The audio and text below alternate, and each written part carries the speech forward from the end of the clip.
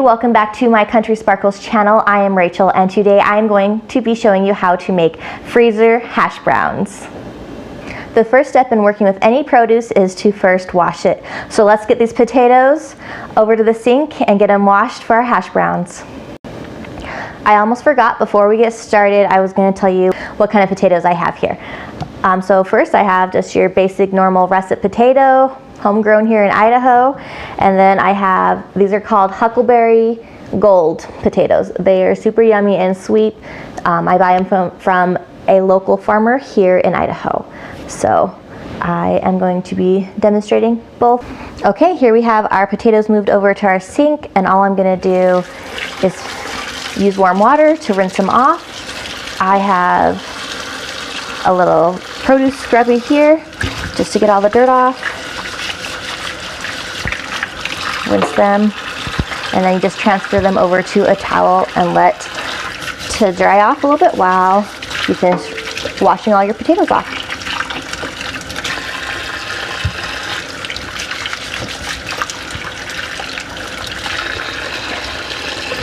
Once the sink is filled up with water some, I will let them sit even in the bottom for just a little bit, and then I won't waste as much water, and I can pull them out and scrub them off just like that, and they're good to go. Oh, actually, I'm gonna give them a little rinse. Sometimes I will also, after letting them sit in the water and scrubbing them, then I'll put them in the next sink over, and then I'll just do a big rinse all at once to make sure I get any extra dirt particles, and then that will save on my water consumption also. So I will get these all rinsed and laid out, and we'll be back. Once you have your potatoes all washed, then I just lay them out on towels, mostly to not get my kitchen all wet. Come over to your oven, turn it on. Now we're gonna bake our potatoes. I bake them at 350 for about an hour and a half, or until I can puncture them with a fork easily with a little bit of resistance, but not too much, because I don't want them over baked. Just enough so they're not hard going into being processed. The next step is to grab yourself a fork and then a potato and just stab it everywhere. Get all your stabbing out. I don't think you needed sound effects, but you got them. So you just stab it everywhere with a fork, and then I line them up into my oven. And that is all for the baking. So you wash, rinse, stab, and bake.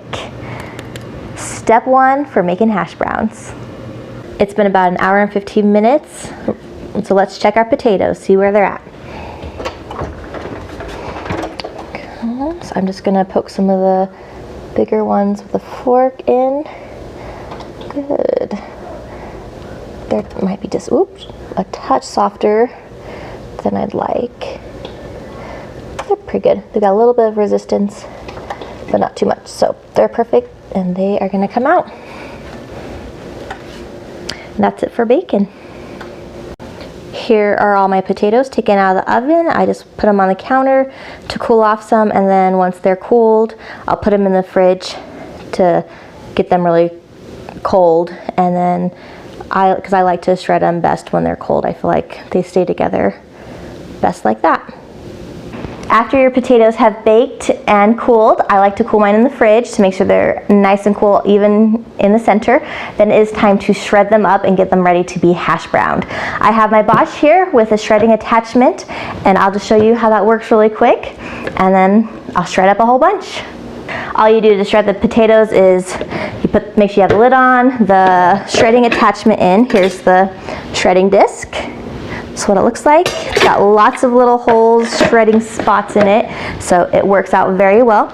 I like to have a cutting board and knife on hand, so that way when the potatoes are too big to fit in the hole, I can cut them up on hand. I'm gonna just set it to 2 and let it go. And I shred them with the skins on and everything, and the skins will either stay on top in the machine, or they'll get shredded up with the rest of the potato.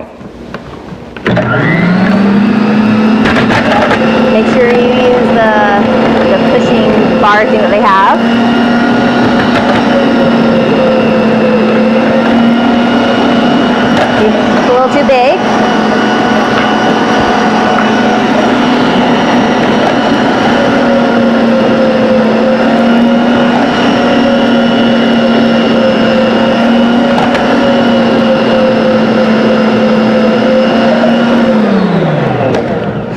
as my machine gets filled up, it'll get filled up on one side but not the other side, so I just like to rotate the head around to fill up all the empty area.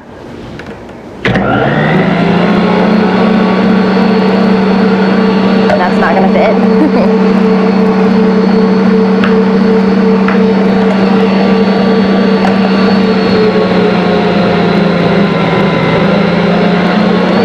That was on 1, this is setting 2. There we go, that's better. I was like, why is it going so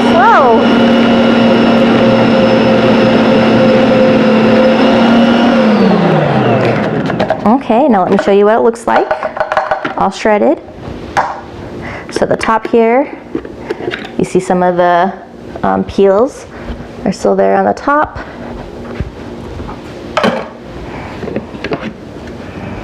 And there's the shredded baked potato.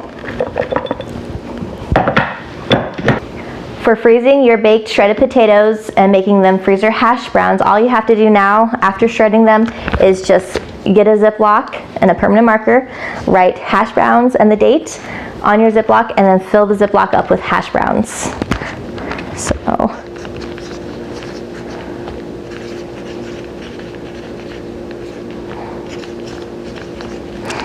20. I'll grab a spoon over here.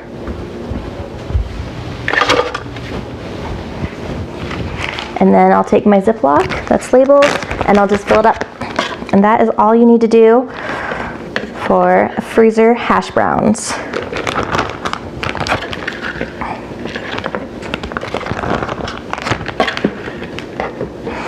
I fill the bag up pretty well because we eat quite a few hash browns when we make these, and we don't want anybody to be shorted and feel like they're still hungry in the morning. These are really easy to cook up. So after they've been frozen, you just take them out of the freezer. You can either take them out the night before and put them in the fridge to thaw, or you can take it out morning of and put it in the microwave for a minute to thaw just a little bit, and then you throw it into a pan with a little bit of oil and maybe 1/4 of a cup of water if you feel like it's a little dry, and then you just fry it up and mix it around on medium heat until it's all warmed all the way through, and then sometimes we'll melt cheese on top, add some salt and pepper, and that's it, a delicious breakfast for any morning.